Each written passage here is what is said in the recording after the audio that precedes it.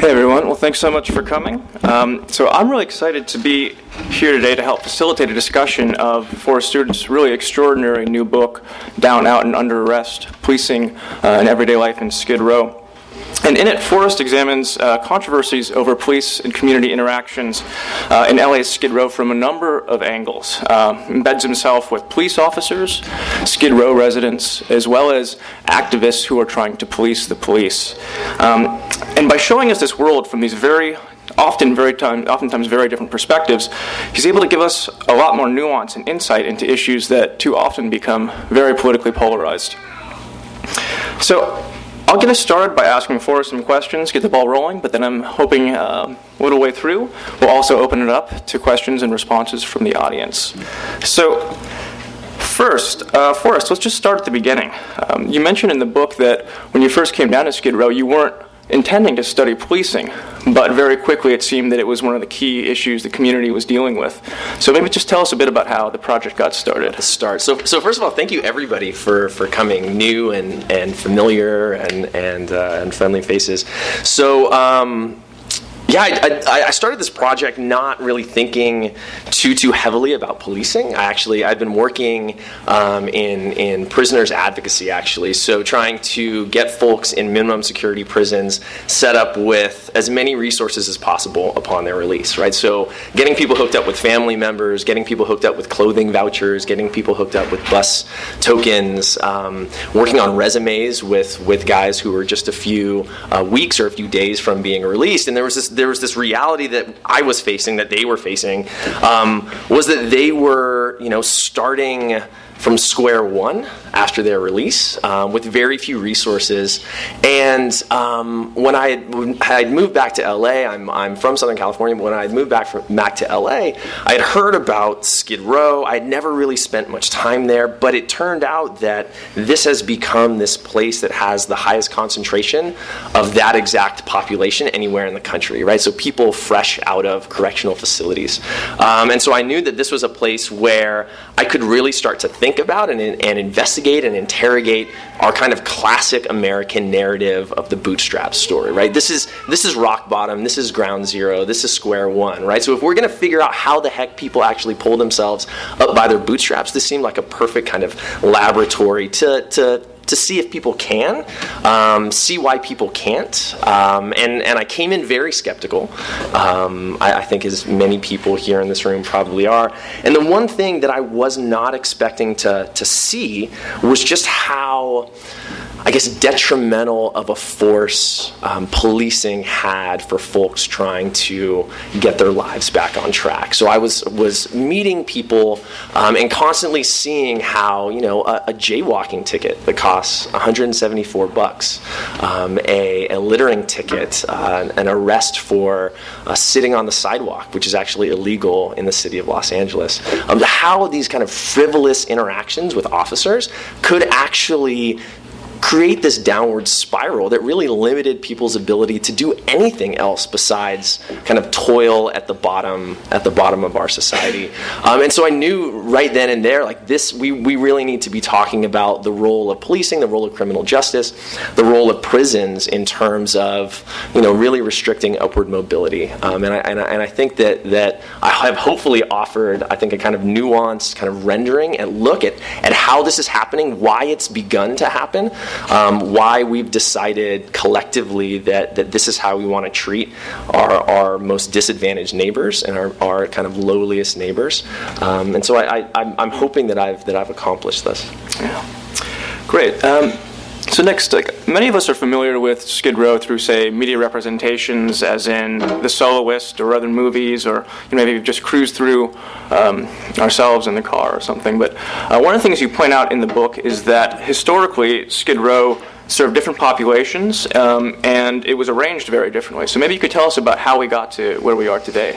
Yeah. So the historical story of Skid Row is absolutely fascinating, and I think it's this really nice window historically in terms of how we have decided to treat folks who are down on their luck, treat folks with mental illnesses, with addictions, with disabilities. I mean, we actually get Skid Row right about the time that Los Angeles is established. So as soon as the railroad comes across the country, this district pops up with flophouse hotels and saloons and bars, and becomes really this place where migratory labor kind of sets up in Los Angeles, right? So these are typically, right, the population's changed quite a bit if you go down to Skid Row. Now, these at one point in time were typically white, working age men, right, waiting for a job either on the railroad or in manufacturing. Over time, Skid Row becomes kind of this kind of outdoor old age home for typically white, older, alcoholic men.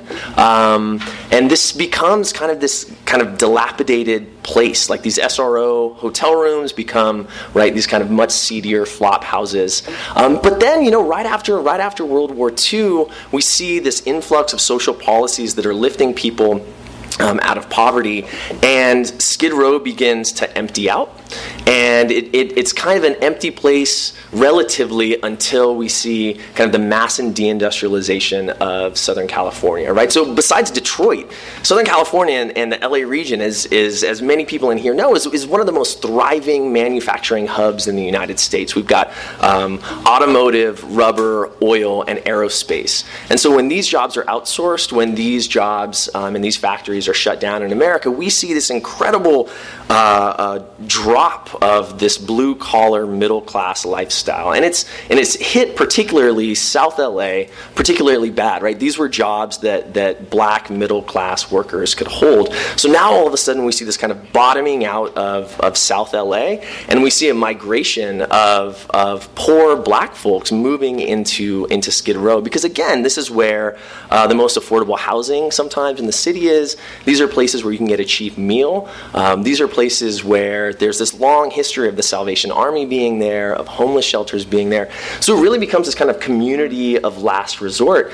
And the city actually makes an effort to turn it into a literal quarantine zone for poor people. So city council members are getting together and they're deciding, look, if we don't do something about homeless folks, about poor folks, about disorderly folks wandering around our own neighborhoods, we're going to have some problems. So they decide that they're going to come up with this thing called the containment plan. It's literally called the containment plan in the 1970s. And they bring a lot of social services into Skid Row, and they build what they call a 3-block buffer zone. There's a plan to build a buffer zone. It's supposed to keep poor people separated from the rest of downtown Los Angeles. And if you open up this document, it's actually available at like the public library. There's copies in a lot of the libraries here in Southern California. They write about these buffer zones that they're going to make it really inhospitable, so that when the Skid Row type person tries to venture out of Skid Row, they'll enter into the buffer zone, experience psychological discomfort, and want to turn back around and head back into Skid Row. So beginning in the 1970s, we actually have a literal quarantine plan for how we're going to keep these kinds of people away from downtown, which we want to develop. And so now I think it's under even heavier kind of scrutiny, right? Now that we have this kind of renaissance in downtown, the quarantining of these kinds of folks, of these kinds of problems, seems to be, especially on the minds of city planners, on the mind of the mayor, on the minds of city council members. Okay, great. So you have deindustrialization, job loss, you have this concentration of social services, we have this whole history. How does it end up being such a heavily policed area? Why does the city start policing it this way? Yeah, so this is one of the really kind of complicated and messy stories that I hope that I've worked out well. So I just, as by way of background, just to kind of get you into Skid Row. So in 2006, the city decides that we are going to crack down on this neighborhood. We bring 80 additional officers into Skid Row. These are officers in a 50-block area. These are officers on horseback, on bicycle, on Segway scooters, and on foot, on top of the patrol cars that they already had. In the first year alone, in a neighborhood that has about 12,000 people, they made 9,000 arrests and gave 12,000 citations. And these are citations for ashing your cigarette into the gutter, right? So this is when Neil says we get this new kind of policing. This is what we're talking about. And so trying to dig into this, trying to figure out why the heck we're doing this, there's a few reasons. One, across across America, we've adopted this notion that by stopping and frisking pedestrians, we can potentially reduce larger crime rates, right? So the notion that the more kind of suspicious-looking people that we can put up against the wall and get into their pockets, the more drugs we might find, the more guns we might find, the more warrant checks we can run, the more kind of criminals on the lam we can possibly find. And so across the country, we've adopted this new kind of model, which unfortunately is proving really bad at stopping crime. So that's kind of one thing. LA gets swept up in this current of this crackdown law and order, stop and frisk policing. And then second, right, the businesses around downtown with this downtown renaissance are calling on the police to keep these disorderly people away from my potential customers. And this is one of the things that I think makes the book and makes my kind of treatment of this topic differently, is that we begin to see these typically, and I think, well-meaning social service providers start calling on the police to crack down harder on people. So there's this kind of narrative and this rhetoric spreading throughout the country, and it's really big in Skid Row that these rehabilitative organizations are really afraid of losing clients. Right? If you think about it, every client that walks through the door of one of these nonprofit organizations, that's a dollar, that's money, right? And organizational longevity depends on me as a nonprofit organization making sure that I continually have clients, right? So now I've got this real serious incentive, right, to get the police to, one, make sure that my people who are kind of leaking out of my services want to get back into my services, and that all the temptations, as they refer to it in Skid Row, that exist on the sidewalk, old drinking buddies, drug dealers, romantic relationships that might spring up between people, all the temptations that pull people out of services, these are no longer something that we can tolerate. So it turns out this new policing policy that happened in 2006 was actually supported, in some part authored by a lot of homeless shelters, a lot of social service organizations. So what we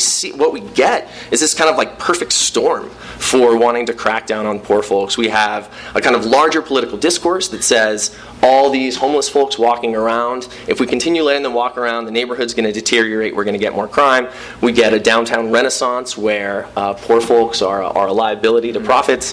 And then third, we get this new support for policing by social service organizations who want to stop the kind of bleeding of clients out of their doors. Okay.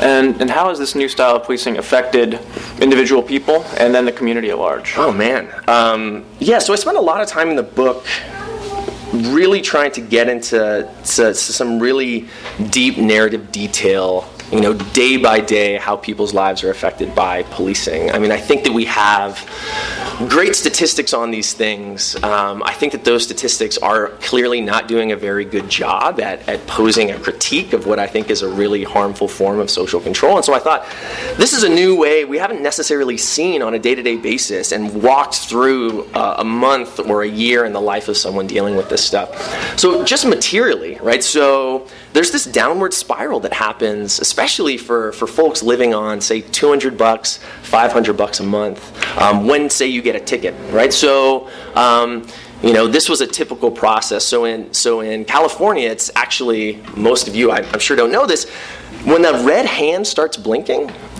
it's illegal to step into the crosswalk, right? This is a crosswalk violation. It's a $174 fine, right? We all do it every single day. No one ever told me this until I went down to Skid Row. In one of my first days, I began to step off the sidewalk, and this guy behind me grabs my shirt and pulls me back as a cop drives by. And he's like, dude, what are you doing? This is a big deal down here. You can't just step off. Don't you see the hand blinking? And so what would often happen is, someone is not paying attention, or they have a cane, or they have a walker, or they're in a wheelchair, they're not getting across the crosswalk fast enough, and they get a ticket for $174. For a lot of people, this is, almost all the income they're making for the month, maybe half of the income they're making for the month, and they don't pay it. The fine for one of these can become $500 or more for that single thing, and they'll get a warrant, sometimes a bench warrant, right? So now they have to report. And oftentimes what will happen is these fines will just continue to spiral and continue to spiral and continue to spiral, and they'll find themselves suddenly serving, 1-day, 2-day, week-long jail sentences. So we've got this incredible material hardship that this causes. And then there's this other kind of more diffuse effects where this kind of policing seriously erodes community cohesion. So when you've got police circling all the time, you start to have to develop these ways to try to avoid policing. And I talk about this a lot in the book. I call it cop wisdom. So it's like people become wise to police officers' strategies. They start to kind of see the world through the eyes of police to try and anticipate, like, how is a cop going to see me right now? Like, what I'm wearing, who I'm standing next to, do I look like someone who should be put up against the wall and put into handcuffs and searched? And they learn very quickly that there's certain people that you don't want to be standing next to, that you don't want anywhere near you, right? So a homeless person sitting on the sidewalk, they're in violation of 4118D. It's a misdemeanor. You can be put into handcuffs and taken down to the station for sitting on the sidewalk. I definitely don't want him around. I don't want congregating people on the sidewalk because officers might think that this is a drug deal. I don't want a woman standing next to me because this is a place where officers assume that women are engaged in prostitution. I certainly don't want to be friendly with her and flirting with her because now I'm going to be, suspected of soliciting, right? So they learn that there are all these people that I need to get the heck away from, and if they won't get away from me, then I need to take it into my own hands to get folks away from me. So I hung out. One of the chapters I write about this group of street vendors who hawk like bootleg DVDs and CDs. And I hung out with these guys for a few years, helped them tend to their shops, and they would constantly kind of gang up and run these types of people off, right? So I would watch them like pick up homeless guys, pick them up as a group, he's kicking and flailing, and deposit him on the side of a warehouse building up the street, right? Because they know as long as he is sitting in front of their little shops where they're trying to sell DVDs, the cops are going to stop. I saw a group of guys get into a fight because one of the guys brought his wife to the corner to kind of help him sell DVDs and stuff. And so the police had stopped them earlier that week or a week prior, and had come up to her and been like, "Oh, are you working?" And she was like, "No, this is my husband. We're hanging out." And he was like, "No, prove it. Prove that you have the same last name. And you need to prove to me that you're not working." They produced their IDs. They showed him that there was no prostitution involved, and he still gave them tickets. And then he turned to everybody else and gave them tickets for blocking the sidewalk, right? So people know that, like, look, we have to do everything in our power to make sure the police don't stop. And a lot of times that means lashing out at the people who attract police attention. And if you're not able to do that, then it's like, stay the heck off the streets, right? Stay the heck off the streets. Stay away from certain services. Stay away from people giving out charity. So the city right now is trying really hard to make it illegal to hand out any donations in money or in kind on Skid Row. So within this 50 blocks, they want to make it, I believe, a misdemeanor to hand out a sandwich to someone, right? So if you go down, you will be arrested for handing out oatmeal or coffee or a sandwich, right? So now you've got people who are scared to death of being near you and your church group when they come down to hand you sandwiches. So you can imagine the kind of like anxiety, fear, and just total cognitive energy that goes into living in a neighborhood where at any given time you might be stopped, right? And I when I talk to my students about this stuff, I talk to them about, when you are on your way to campus, when you're on your way to my class, what are you thinking about? You're thinking about what you're going to do this weekend, the cute person in your class, like you're thinking about your chemistry exam, you're thinking about,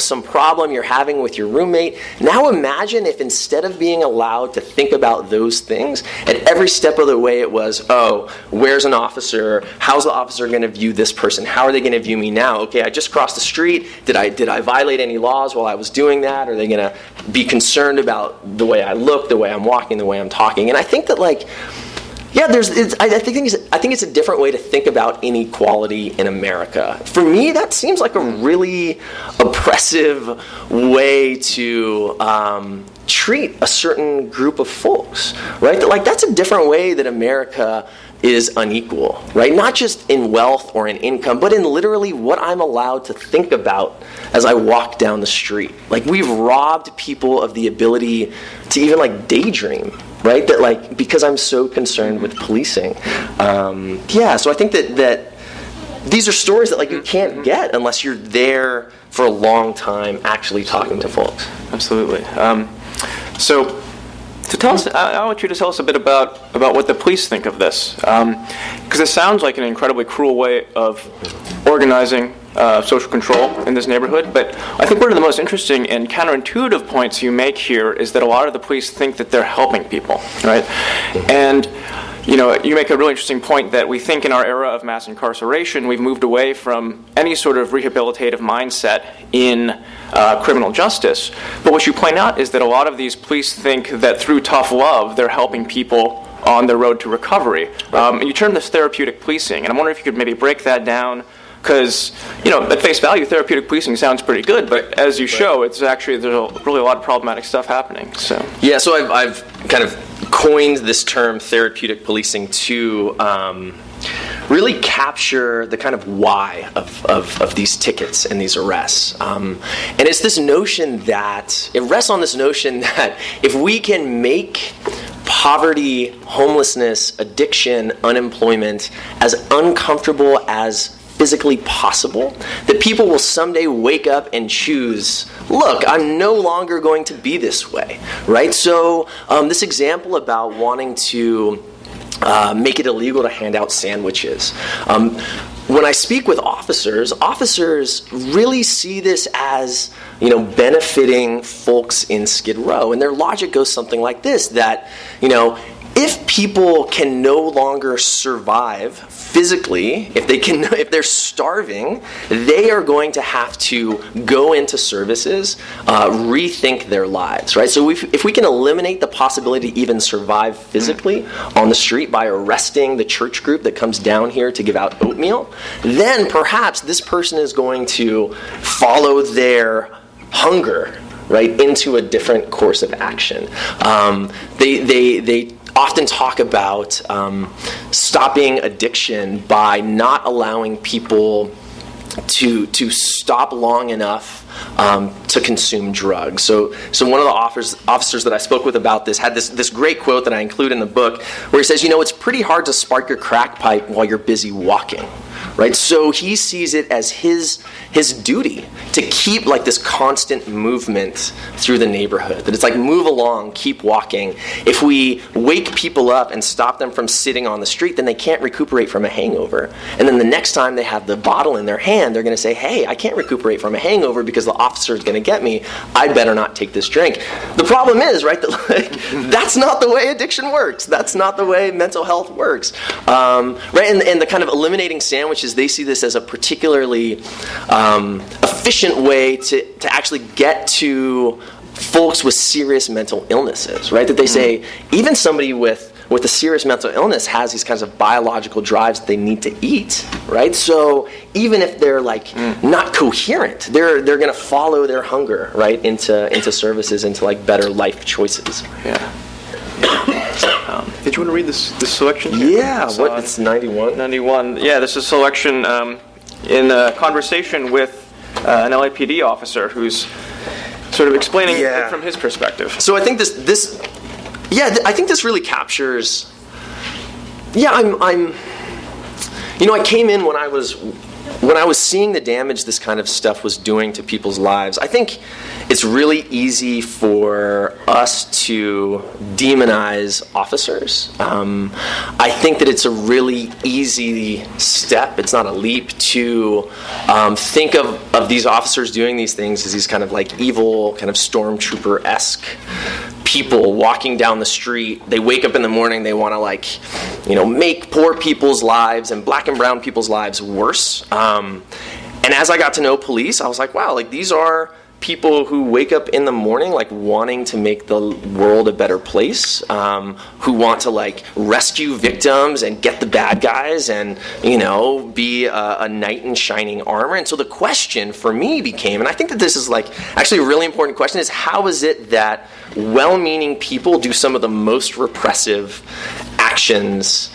right, in this country? And I think that for me was both like a great sociological question and just like a good question to ask about how bad stuff happens. And so I meet this officer who I refer to as Officer Manuel Rodriguez, or Manny, and we become quick friends. We kind of bond over the fact, he comes from a military family. My younger brother was just trying to get out of the Marines at the time, and so we kind of bonded over this.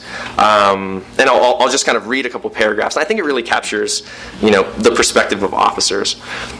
So in what would become the first of our near weekly happy hours, Manny and I sat in the dark bar of a Mexican restaurant in the Echo Park neighborhood, 3 miles north of Skid Row. As usual, Manny dominated the conversation. He seemed as eager to unload pent-up frustration as I was to lend an ear and take notes. For nearly 20 minutes, Manny railed against the VA for failing to adequately dispense veterans' benefits. Instead of taking care of them, he complained, they're sending them all down here to fend for themselves, telling them, we can't do anything for you. It's bullshit. These are the guys that need the most help. They fought for this country. They've got PTSD. They're all messed up. They need serious counseling, jobs too, and the VA just turns their back. He squeezed a lime wedge into his bottle of Corona as he spoke. Every day I drive down there and I see this one dude limping on a cane because of some IED in Fallujah, and I'm like, that could have been me. I'm so lucky. You got other guys that can't sleep because they have nightmares. They don't trust themselves around their families. They end up down there self-medicating. He held up his beer as he said these words, toasting himself, indicating that perhaps he too had struggled with readjustment to civilian life. So what's the solution, I asked, as Manny took another long swig. He let out a sigh and put the bottle back down on the bar. The better question is, who else is helping these guys? We get a lot of flack, but the truth is we're the only ones doing anything about it. And his tone grew agitated. Everybody wants to talk about support our troops and all that, but I don't see them down here dealing with what I see every day. We are the ones pulling them out of the gutter and getting them help. We are the ones making sure they don't get stuck down there. If it was up to some people, we would just leave these guys alone and let them drink themselves to death. They say we shouldn't arrest them and that they're stumbling out on the street getting hit by... They say we shouldn't arrest them even though they're stumbling out into the street getting hit by cars. It shows how out of touch with reality some people are. That's my brother out there, not my real brother like yours. But when you go in, you become brothers, I can't not help him out. I swore an oath. And he takes another thoughtful sip. It's like this. I'm not a therapist. I don't work for the Department of Housing. I'm not DPSS. I'm a cop. I'm just doing what I can. At least when I arrest a guy, I can get him into the system. At this point, that's a victory. And once he's there, he's going to sober up. He's going to get a chance to clear his head. He's going to have a roof and a bed. He can hit the reset button. And from there, he can get into a program at one of the missions. Now, is it perfect? No, of course not. But that's what we're going to have to do until those suits in Washington decide to take care of the men and women that gave their lives for this country. And it was in like these moments, right, where these officers are...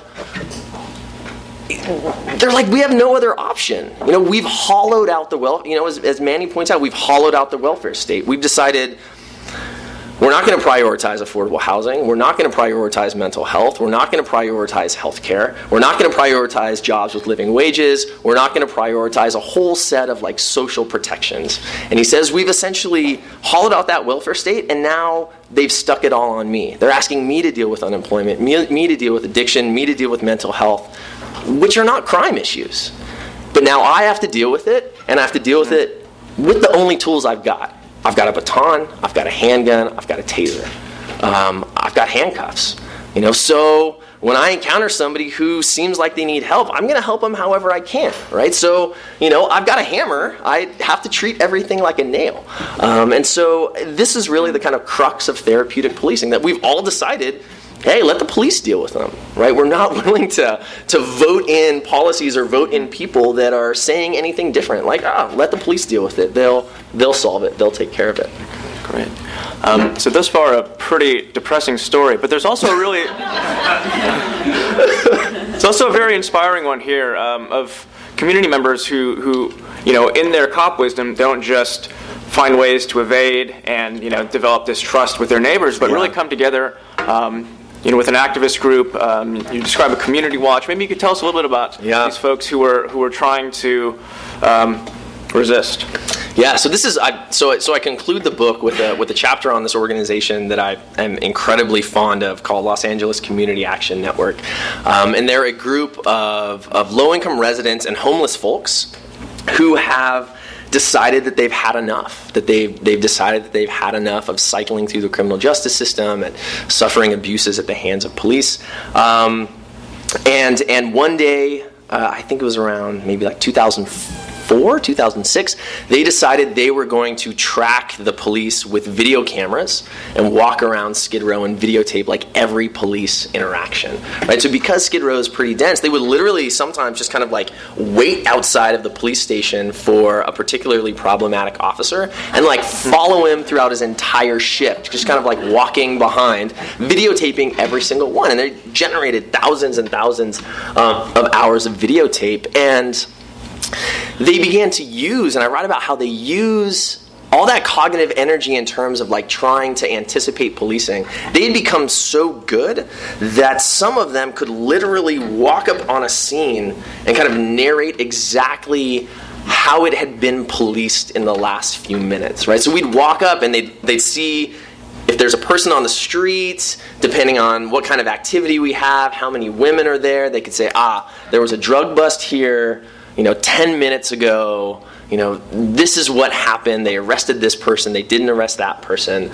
And they would literally kind of set up these reverse stings, right? And kind of like blend into groups with their cameras at the ready. So when police showed up to unconstitutionally throw people into handcuffs and search them, they could get this all on tape. And recently, they've won these really monumental federal lawsuits against the LAPD and against the city of Los Angeles. So one of the things that the LAPD and the city had been doing was this massive confiscation, property confiscation policy. So again, in this idea of let's make this place as uncomfortable as possible, they had taken to literally grabbing things out of people's hands and throwing them away to make the neighborhood really uncomfortable. So what they would do, they kind of quickly, in a kind of fly-by-night fashion, put a kind of like a dump truck, flatbed truck at the end of a street.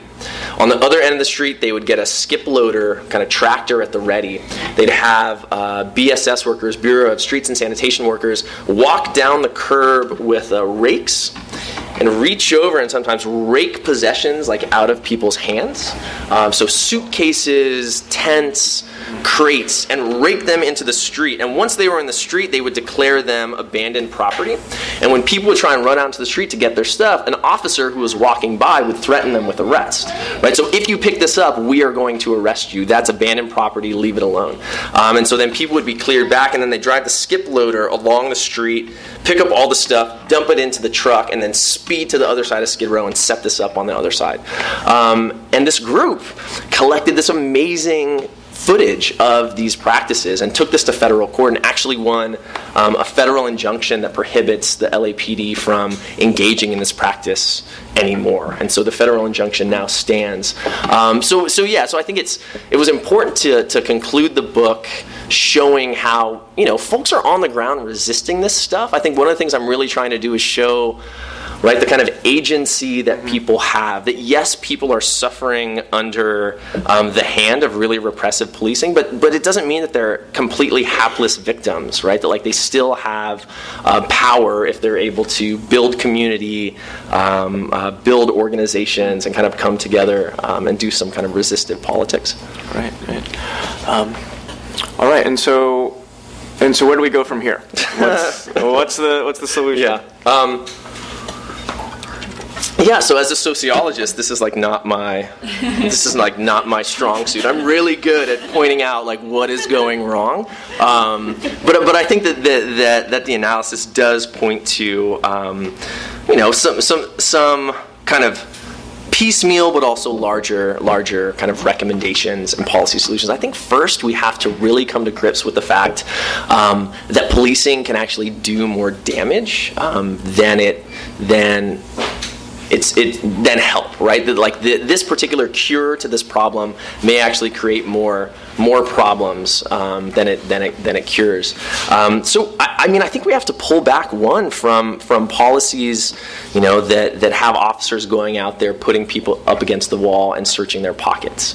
We found that it's not really good at stopping crime, and I think my book shows that it actually unleashes these community-level processes of eroding trust and building animosity among a population that's already marginalized. And so I think that the evidence shows that, like, one, we have to just stop doing this. I think it means pressing our elected officials to back off of policing. Right? This is not backed in social science, this new turn that we have towards law and order. And then I think we have to do things both on the front end and the kind of back end in terms of making Skid Row not necessarily exist in the way that it does. And I think on the front end, it means, reviving a social safety net. If there was one thing that I realized, doing this work, was that actually folks on Skid Row don't look that much different from, like, many of my friends and family, right? That the only thing that some of my family is here, by the way. The only thing that separates, right, me, right, sitting here, and someone, 5 miles down the road on 5th Street, right, is the fact that when I have these things happen in my life, negative events happen in my life, I have this amazingly dense social support network, right? So I know that if I lose my job, if I develop an addiction, if I'm arrested and incarcerated, if I am skateboarding and hit my head and lose cognitive capabilities, that, like, I'm probably going to be okay, right? That I have this kind of built-in social support system, that I'm going to be okay. But for most of the folks that I encountered throughout these 5 years that I spent in Skid Row, the only difference was that they just didn't have this, right? They were in an accident on the 101 and maxed out their health insurance and got addicted to opiates, and so now they're there, right? An older gentleman who like slipped into a coma, and his family didn't know what really to do, and they kind of fractured and went their own ways, and he woke up and was without money, without family, and made his way to Skid Row. And so I think that it's really thinking long and hard and pressing elected officials to really reinstate the kinds of social safety nets necessary so that when those people, right, have those life events, right, they're not as detrimental to their lives. And then I think that there are things we can do, so that's kind of front end, build the social safety net so we don't have folks ending up in that situation, and then, taking care of the folks that are there right now. I think that there are some really good programs out there. I know Neil works in this field a bunch, and we go back and forth about whether this particular policy is the magic bullet, but there are housing first and harm reduction and permanent supportive housing options out there. But the evidence is pretty good to them working. And so essentially the notion is this, that as opposed to our current model, which is, hey, if you can stay sober for 6 months, or if you can demonstrate some kind of mental healthiness for a certain amount of time, then maybe we'll give you a little something. Maybe we'll put you on a waiting list for, some housing. It'll be temporary housing. As long as you continue to prove to us that you're a moral, worthy citizen, we'll keep giving you little nibbles of things. So that's what we're doing now. But, this housing first model says, look, the first thing people need is to feel stable and secure and comfortable. Let's meet them where they are. Let's put a roof over people's heads. Let's make sure their basic social needs are taken care of. And then let's build wraparound services around them, right? To get people back into the labor force, to get people stabilized if they have mental disabilities, to get people rehabilitated if they have addictions. And it turns out, some organizations in Skid Row have been experimenting with this.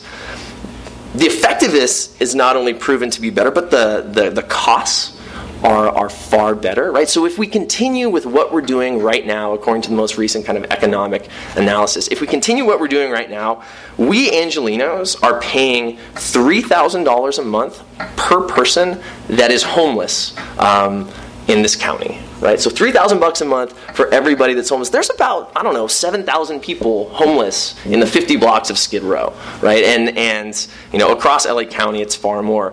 Now, if we move to one of these other models, housing first, permanent supportive housing, we take that $3,000 a month per person down to $600 per month per person, right? And so, I think it just makes financial sense. If nothing else, if I can't appeal to someone's like kind of moral compass, then at least like I can appeal to your checkbook, right? That like, what would you rather pay? $3,000 a month as a taxpayer, or $600 a month as a taxpayer? So I think that kind of back end, taking care of people that are there now, is a kind of third prong of that solution. Great.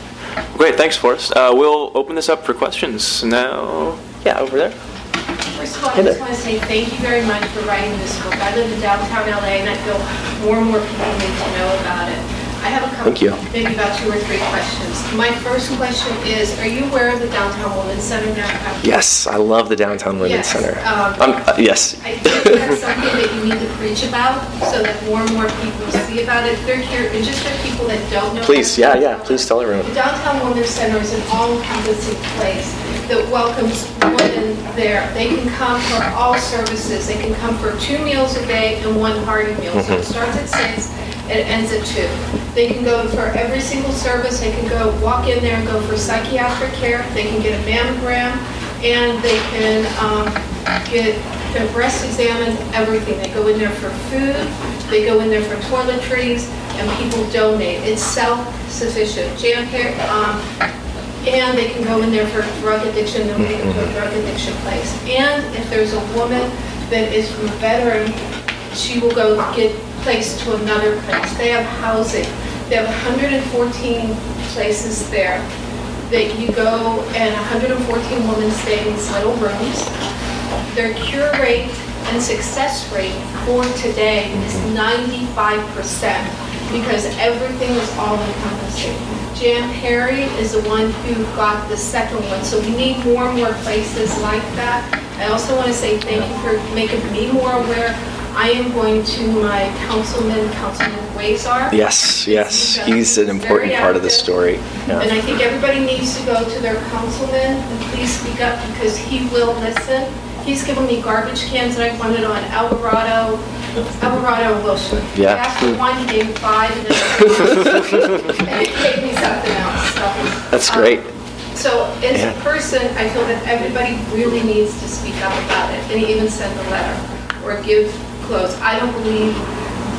And my other question to you is, I'm sorry. No, please, no. This is important stuff. What is the effect? And I see it every day, and it scares me to death. Spice. Yeah. Is there going to be a cure, or are they just going to die?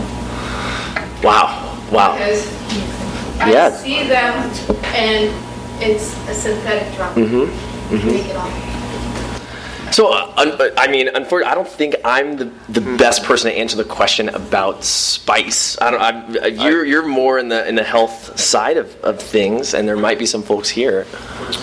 So spice is I guess it was developed as a kind of synthetic marijuana that kind of skirts the laws around marijuana, right? So it I think initially had, and I guess still has a lot of allure because it's like, well, it's really cheap, but it's getting people sick. It's getting people sick and people are dying. And particularly in Skid Row, there's been this, 2 weeks ago, yeah, so it's kind of become in the neighborhood it's become kind of an epidemic in terms of the future of Skid Row. Do you think something's going to happen, or do you think it's going to get worse, or how is it going to be? Yeah, I don't think so. I have an argument about this. I think a lot of people push against me. I don't think that Skid Row as a place is going anywhere. I think that there's millions and millions of dollars. This is my contention. I think people can argue with this all they want, despite the fact that there's incredible kind of redevelopment and gentrification going on just on the other side of Main Street. There's millions and millions of dollars in new construction and people invested in, multi-story, block-long organizations that have really if you look on the boards of these places are some pretty powerful people. So I don't think infrastructurally, I don't see Skid Row going anywhere. I think Skid Row avoided the fate of many Skid Rows, the Bowery in New York, West Madison in Chicago, of being bulldozed in the name of redevelopment. I think I think these buildings are there to stay. And I know some of my colleagues, we kind of go back and forth. They think that gentrification is going to roll over everything. I don't think so as much. But I do want to just echo what you said about the Downtown Women's Center. I think that we have there's this real gendered component to the helping professions and services that I think we've done a really good job rolling out services for men. That, if Downtown Women's Center came about precisely because, we had this huge influx of women and children and families in Skid Row, but all the services at the time were directed towards men, right? And I think that we're dealing with two very different sets of issues that a lot of these organizations just simply could not take care of. So I think Downtown Women's Center and some other organizations are absolutely instrumental in changing things. Great. I'm sorry, we had one over here. We can maybe circle back. You mentioned that I guess in Chicago and New York the Skid Rows were sort of urban redeveloped out of existence. How does the problem of homelessness play itself out differentially in cities that still have Skid Rows and those that don't? Yeah, so certainly in terms of the Bowery and in terms of Chicago, we see a far more dispersal. I think spatially, it's hard besides the Tenderloin, besides Vancouver's downtown east side, we don't necessarily see the kind of concentration that we see now. So a lot of other cities have taken the exact opposite approach that the city of LA has taken. The city of LA has said, hey, take all the services across the county, as many as we can. Let's dump them in this 50 block area. I think other cities have gone the absolute opposite way.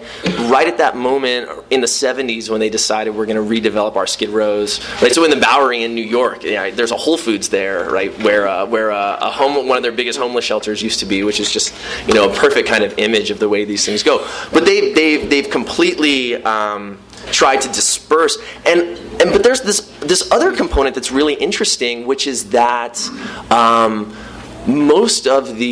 lot of the shelters in big cities across the United States are public city shelters, right? So the city of New York has like New York City shelters. The shelter system in Los Angeles has always been a private endeavor, which makes it much harder, right, for any kind of governmental kind of oversight and kind of re-legislation, right? So now we're dealing with market actors who have money invested in buildings, money invested in client streams, money invested in being in particular places at particular times. And so I think that makes it even harder to kind of diffuse or disperse some of these services elsewhere. And I think also leads to... Do you think it's better to have dispersed or not? I think there's pros and cons. It's pretty nice for a lot of folks to be able to kind of have Skid Row as a kind of one-stop shop, right? That there are caseworkers from different programs that you can go across the street to, that are right across from the affordable housing unit that you're living in. In places like New York, this might include a trek across the city to different services. But then on the flip side of that, we also get all of the kind of negatives that come along with concentrating poverty in such a stark way. So I don't think I'm ready to come down either way. I think they both offer their challenges, but I think we have to be up for the kind of spatially specific, location-specific challenges that are arising. Yeah. We have Proposition HHH now that's going to be on the ballot this November, and it's the ballot measure for affordable housing, and it's supposed to fund 10,000 units of permanent housing, permanent supportive housing. Is it the 8 million? Is that the 10 million? That's the 10 million, yeah. And so the people are not sure if we have the political will to pass it. Right. They say that because it has to pass by 2/3, and the concern is that it's not going to be found because this is supposed to be the fattest ballot ever. Yeah. And it's like on the last page or something ridiculous. What do you think? Do you think that there's enough political will and also public education to pass something like this now, or do you think we're going to have to wait even longer? Oh man, I think having dealt with elected officials in Los Angeles and across the state on this particular issue, I am sadly skeptical about the political will being there. But it's not to say that a real organizing effort couldn't get this done. Working on it. Yes, no, it's absolutely important. No, I mean, I think we can do it, but I think it's gonna take more work than what's going on now. I don't think that we can. Villaraigosa and Garcetti, I think that many times we've made the mistake that folks were going to honor their promises, that the kind of large influx of money that's going to cure all of our problems, they've often not materialized. So I think finding more ways to hold these promises, holding their feet to the fire about maintaining these promises is totally necessary. I think, I write about this organization, Los Angeles Community Action Network. I think that they in LA are doing some really fantastic job holding local elected officials' feet to the fire in terms of keeping their promises. And they've been really instrumental in downtown and having these kinds of one-for-one type arrangements passed, and then moratoriums on destroying affordable housing, in name of kind of like the new fancy loft, going up in like the former Flophouse Hotel. Yeah, so this is really exciting to see sociology represented. And I have kind of a nerdy sociology question. Please. Point it down a little bit. This guy. So I was thinking a lot about sort of a cultural toolkit on a kind of a national level, and which to translate you guys is basically like what you sort of use to solve problems as you go about your day, right? So you sort of have like lots of different cultural tools that you kind of like fix things with, and so you might run into something, and then like stereotypically, like the easiest thing is like if you trained to be a boxer a lot, you might actually think I should fight, right? But if you train conflict mediation, you would think conflict mediation, and you can train more in a certain situation will activate a certain element of that culture more than another one, but you actually have both simultaneously. Right. And so your thing about police really struck me because I do work on public schools, and you actually have the exact same kind of, let the schools do it, right? It's actually amazing to me when you were talking about cops, how much principals especially, but also teachers, but especially principals, would some of the exact same things. Like, what the hell am I going to do? Yeah. Like, I keep getting more and more demands to fix this. Absolutely. And similarly, with cops arresting, with schools, it's get them into college, right? And so the idea is, we have all these problems, we'll solve them by getting them into college, right? That's what we know how to do, right? We know how to get people into college, or at least we're trying to do that, right? And so I think what I'm interested in is, to the extent you can think about this kind of sociologically, how do we change that on both the level of a cop, can the cop himself, is he able sort of institutionally or herself able institutionally, organizationally to expand the toolkit beyond arrests, and then also on a more national level. Can we sort of broaden our toolkit beyond cops, right? Can we think of, or local level or whatever, are there other sort of tools available to us to solve these problems, or have we become so habituated to cops that we just think this is the way to do it, and the cops themselves become habituated to arrest. Right. Yeah, I don't think that,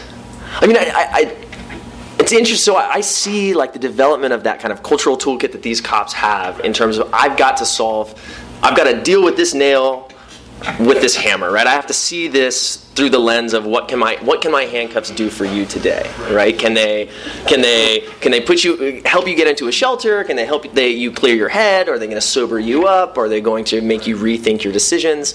I think that kind of way of viewing the world through the lens of what are my handcuffs going to do for you today, it's that for me, we have to start with there's a level of kind of institutional failure that is being kind of cultivated in, that like that doesn't need that. The only way to kind of change that kind of cultural toolkit, that way of seeing the world, is to, I mean, I imagine it would change, say, if we had frontline social workers on the street making that first contact. I know beyond a shadow of a doubt that like that's going to make officers think about their own job in a very different way, right? So when there's somebody else doing the kind of supportive helping profession kind of work, the cop can't help, I'm hoping, can't help but, you know, kind of rethink his or her daily mandates, right? That it's a matter of, yeah, it really comes down to a matter of, well, there's nobody else doing this, right? There's nobody, it's a, and I think it's similar with teachers, right? You know, it's similar in the sense that like, well, I've got to deal with the fact that this kid's not eating, right? Even though it's not part of the things I'm supposed to do, precisely because there is no other frontline, street-level bureaucrat who's dealing with the fact that your student hasn't eaten. And so I think that, like, I mean, I don't know, you're sitting next to my mom who's a school teacher, so I think she would probably say, look, if there was somebody out there that was not a teacher making sure that this child ate, like, I could vastly rethink my curriculum and the pedagogy of teaching in a urban, poor-performing school. Like, we could actually think about school stuff, right? The same way that I think police could think about what I think are police stuff, of like stopping crime, right? Rather than like getting somebody sobering up, right? Yeah. Across the state, the homeless problem has made the headlines in Long Beach and San Diego back in the 70s when former Governor Sheinbaum was the mayor. And they've both been deemed successful. In your research, did you come across any instances where you thought maybe you could apply here to Skid Row? In terms of which of their policies? You know, they, in their words, cleaned up their cities. Right. And, these are scary words here. They didn't like to Skid Row. Right. And they Oftentimes. got a lot of flack for gentrification. Yeah. And you know, but no detail. I mean, how did they do it to be considered successful? Right. And this has been really hard. I mean, I know, right? So I described this kind of 2006 influx of cops. I mean, if you saw Skid Row in 2005 and you saw Skid Row in 2007, you would see a very different place. You know, in 2005, you're seeing more tents, right? You're seeing dumpster fires at night. You're seeing tons of people living on the sidewalk. In 2007, after you've got police coming through like 15 deep in phalanxes with zip ties, just zip tying everybody and loading them up. After that, if you don't see that, and then you go and you see the street, and it's now power washed, there's nobody sleeping there, right? There's no one with clear, you know, mental health issues, you know, publicly, you know, visible the way they were. I mean, it's easy to say it was a success. Like, we've dealt with homelessness, we've solved homelessness, right? But I think, So some things have changed now that it looks closer and closer to what it used to look like. So I guess my response is, I think that those successes came from like clearing bodies out of the public landscape. And I think that in LA, like many of us saw, not us, many people saw this, you know, that 2006 move as a success. In your discussions with the city council members here, did any of them talk about Long Beach or San Diego? I mean, they most often talk about those other cities really disparagingly, in the sense that they are giving people bus tickets, right, and putting them onto buses. You know, Las Vegas is really bad at this, and giving people bus tickets and putting them on the Greyhound, you know, which is, you know, 3 blocks away from Skid Row, and saying, you know, go to Skid Row, or you know, dumping, right? There's been this big, you know, these big dumping scandals, right, where hospitals all around the county and from beyond the county have been putting people into taxi cabs, right, in like their hospital gowns, damn near like IV sticking out of their arm, and, you know, sending the taxi down to Skid Row shelters. So a lot of the talk about other cities is about, they're sending us all these problems that we have to deal with, which again comes back to what happens when you concentrate all these services. Well, it becomes a magnet it becomes a destination for a lot of folks, which is both good and bad, right? It's like something happens in your life. I mean, I met a lot of people who prison guards, right? As they were getting out of prison, they were like, I don't know what to do. And the guards were like, oh, go down to Skid Row. You can at least find a roof over your head and get a free meal. I met a lot of women who were escaping domestic violence situations that they just knew that there was this place, Skid Row, where I can go and I will be taken care of. So there are benefits about kind of creating that beacon, but at the same time, it makes places like Long Beach and San Diego also see that beacon and want to send people there. Did you have a question? Yeah. Okay.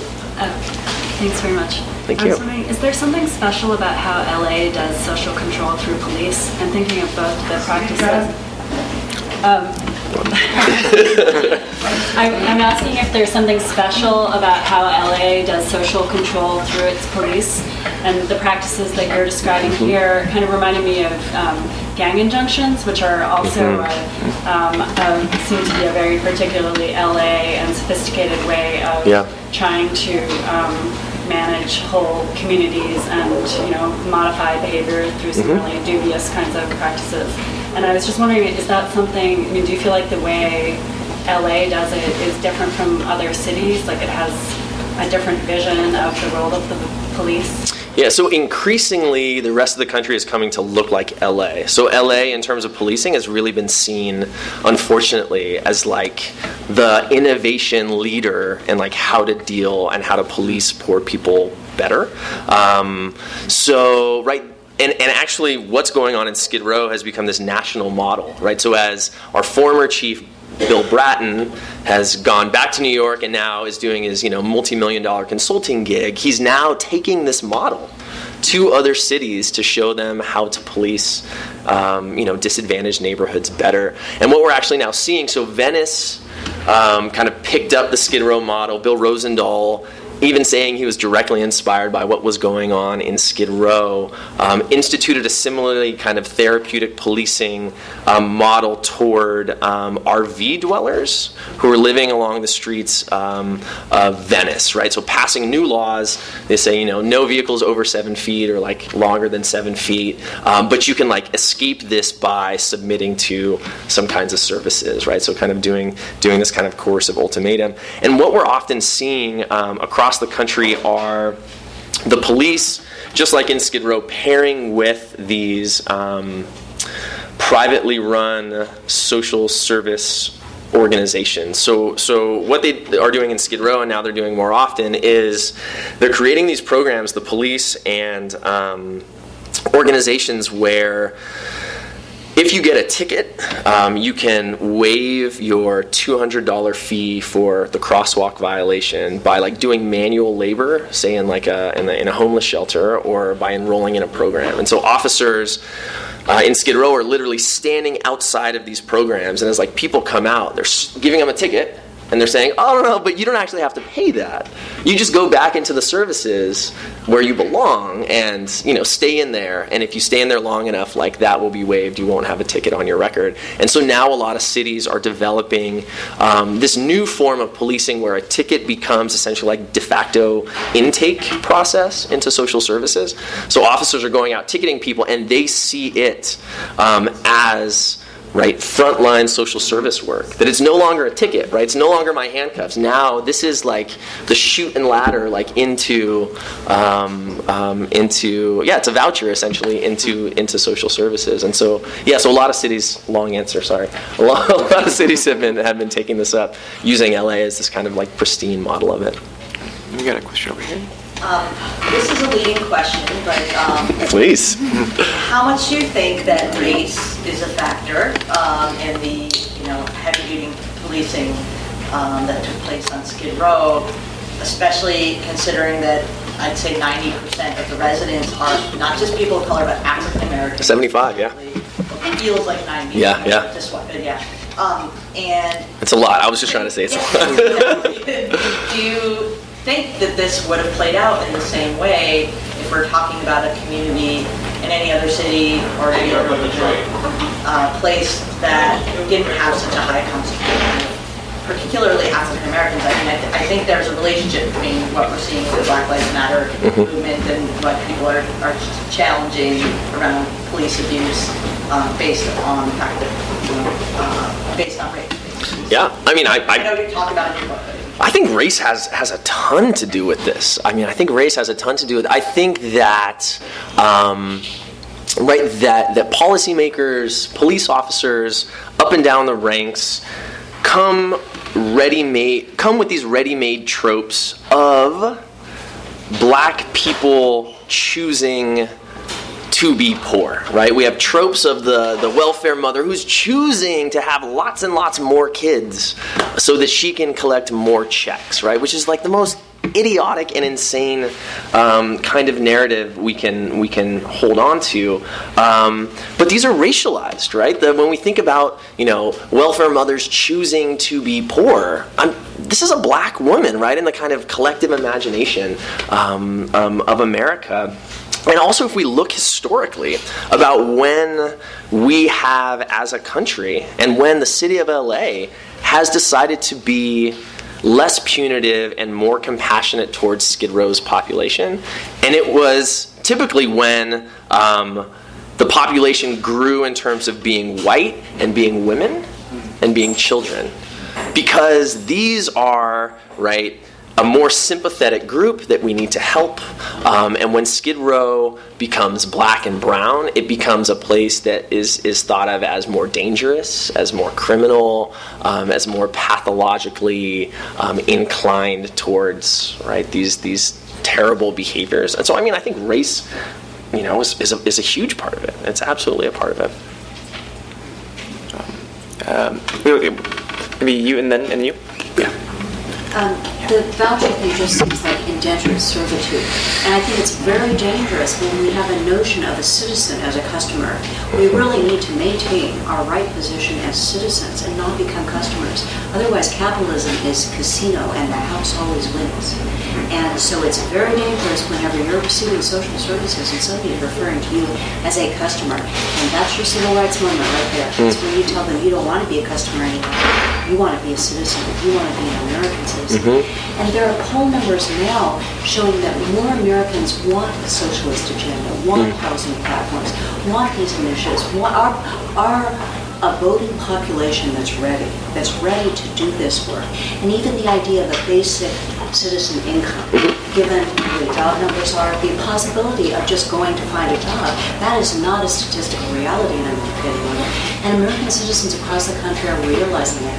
That's what all this anger is with Bernie and Trump. It is the idea that we're not living in a type of capitalism that is, we are in need of redefinition. And I applaud your work. I just think there's basic ideas that if we're all aware that we don't want to be customers, we want to be American citizens, and we want to have certain safeguards. We have rights to those safeguards. We're not customers, because if we're customers, that's always wins. I really appreciate the work you're doing and spreading awareness in the Women's Center. And we can make this happen. This is a time in America we want socialism. The polling numbers say Americans want this. So don't think, we don't have agency right now. We've created a revolution in America. Let's take the momentum and let's get this work done, because we have smart people and good people, and we can put this into existence, and we can hold the feet to the fire. There's nothing Hillary wants more than a legacy better than Obama. She's a competitive girl. And if we tell her what that is, if America for Bernie has been telling her what that is, she'll do it. So let's get hope and let's get it done, because we can get these people off the street. Now's the time. Now it's turning. And now, the implication of giving us will allow that. And if each one of us tries to think of ourselves not as a customer, but as a citizen, people will listen. I think that's well said. Yeah. I mean, we need to rethink what being a citizen means, right? Like, what are I don't know. I want to think about, what am I do as a citizen? Like, what kind of a social safety net am I entitled to as an American? Yeah. Yes. Thank you. You talked about race. In the 1930s, poor people were depicted in photographs as white people. Yes. And And what came out of that was a great social background. Yeah. So we had to take care of our people. When Ronald Reagan came along, he turned poor people into the welfare queen, black lady, 10 kids driving a Cadillac buying steaks Right. that you can't buy. Right. And so we changed how we thought about poor people. He closed all the mental institutions, he put them out on the street, he funded everything. And I think what people, if we really want to start making a change in that, is to remind people that those homeless people, whether they're mentally ill, whether they're just down on the luck, addiction, whatever, they are just as much a part of our community as everyone else is. They are our neighbors, and they can be our friends. And if we look at them as our neighbors and our brothers and sisters, we'll start taking care of them because it's our social obligation.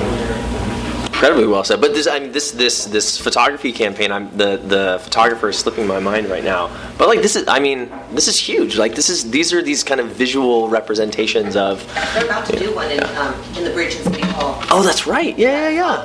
They're taking applications now. Dorothea Lange was the photographer. Yes, absolutely. Statistically, homeless people have a higher level of education than non-homeless people.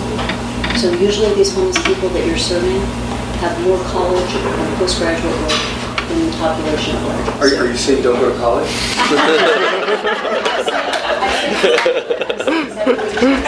These people are us. They're people, they've been to school, they look like us. They look like everybody. If you guys need, I'll march. Did you look at the vacancy rate here of real estate vacancy rate as a factor? Because I know people can't get apartments no matter what they make. Right. So if you're poor, forget about it. Or if you've ever had an eviction, try to compete against somebody who hasn't. Right. How does that play in? Yeah. No, I'm Why people say that the Utah program won't work. The $600, I don't know if that translates to LA property value. That's what a lot of, the Salt Lake City program worked exceptionally well. Yeah. But the question is like whether or not LA actually has the space to give homeless people apartments. Yeah, whether it has the space. Whether it has the space. Whether it has the space also is a political will question too, right? Like when you've got the vaccine for, something that is ailing us, do you complain that you don't have enough syringes? No, you make the syringes, right? Like it's kind of what you do. But I think, and I'm glad that Matt Desmond has this new book Evicted come out, where he's really kind of pointing out the role that housing and affordable housing and unaffordable housing has in perpetuating poverty, perpetuating intergenerational poverty and inequality. And I do think, right, so once we get, I think this speaks right directly to the kind of conditions that take people to Skid Row, right? When you're paying 75%, half of your income, to your rent, what happens when, an unfortunate circumstance pops up? What happens when you're hospitalized? What happens when, a family member gets sick? Like all of a sudden it's, the choices you have to make become pretty stark, right? But I think that, this is a huge part. The affordable housing aspect of this thing, I think, is one that we're not often talking about. I actually don't talk about it enough in this book. But it sounds like at least now folks are beginning to think about housing in a different way. Great work, great book. Quick question that doesn't really have a clear answer, but I'm going to pose it anyway. So, from your perspective, what does success look like for Skid Row for dealing with the problems? Where does that look like? Or is that less important than like the humanity of the tools that we use to help people? What part of that is more, important? What might that look like? Yeah, I think one measure would be less people depending on Skid Row and its services for daily survival in like a real meaningful way, right? Not in the way of like, oh, we cleared out all the people, there's less people depending on these services, but in a real way that it's like this becomes less of a destination, right? Getting to a point where there are fewer people seeking out the beacon of concentrated services. That's why you don't want to be a customer. Yeah, absolutely. So I guess that for me is, my best answer to that. What is success? Services that actually an environment that is going to have to include police that net is doing more good than harm. I think we can measure that in a few different ways. How long an individual is in a particular circumstance, how long it takes for somebody to get into housing. I don't know. I guess those things are measurable. I don't know. What do you think? What do you think? what do you think would be a successful vision of? I think that this whole conversation and your book in particular shows the complexity of that question. It's a really difficult question to answer, but I don't think there's a wand that we wave that makes social problems go away. And so, for me, it's a question of the continuation of Skid Row as a place.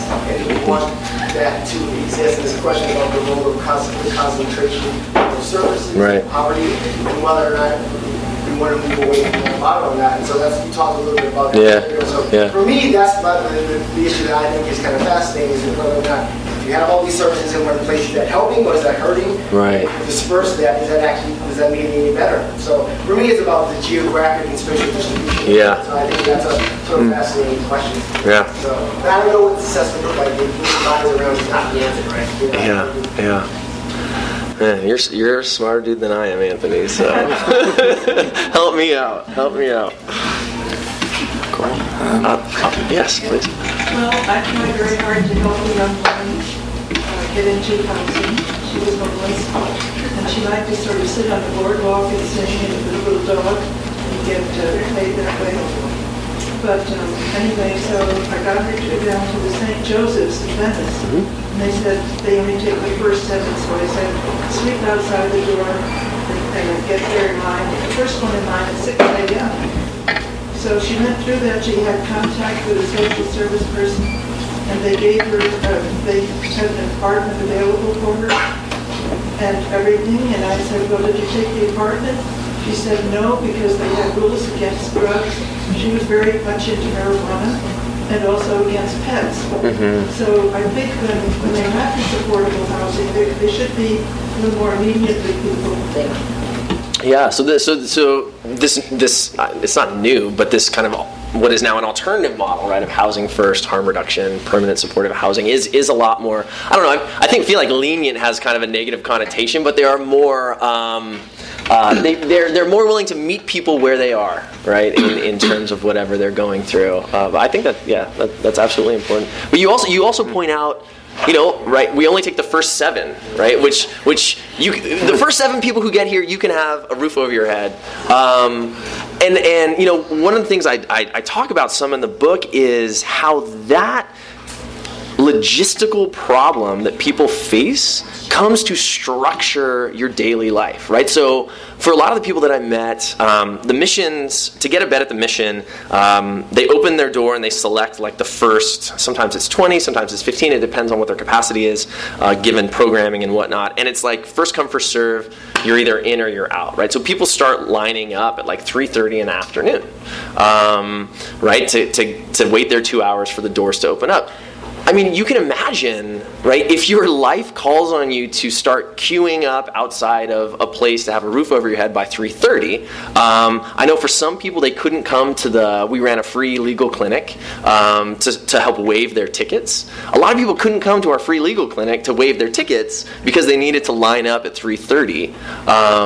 To get a bed, right? So now you have to start weighing things. Do I stick with the $174 fine that turns into $500, or do I have a roof over my head? Do I take that part-time job at that warehouse sweeping the floor that's going to go until 6 p.m., or do I have a roof over my head, right? So I think these kind of small little, they're not mundane, but potentially mundane decisions, right, of what I'm going to do for these 2 hours in my day, all of a sudden become incredibly profound decisions that restructure people's lives, right, when you're kind of toiling at the bottom. So that's I feel like that's a pretty common and terrible experience. I think we have time for one more question. So back there? Oh, is there someone who hasn't asked a question yet? Oh, yeah. Yes. When you go outside of Los Angeles, for example, under the bridge near Arthur Park, Alvarado, there's some huge tent cities that move from place to place where people can set up, shop, and it seems to have a little community.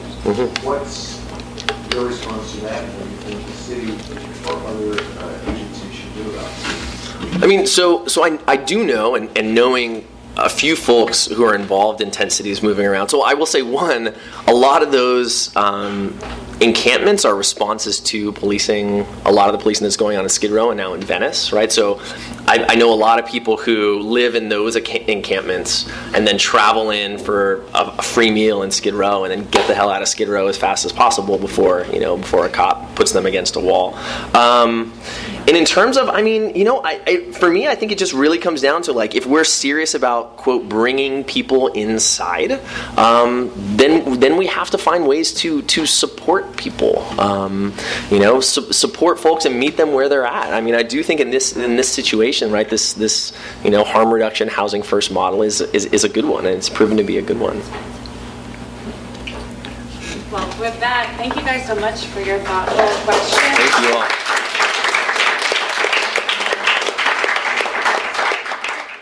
You've been listening to the Skylight Books Author Reading Series. Don't forget that you can listen to this and all of our other great podcasts at skylightbooks.com. Thanks again for stopping by, and we hope to see you soon.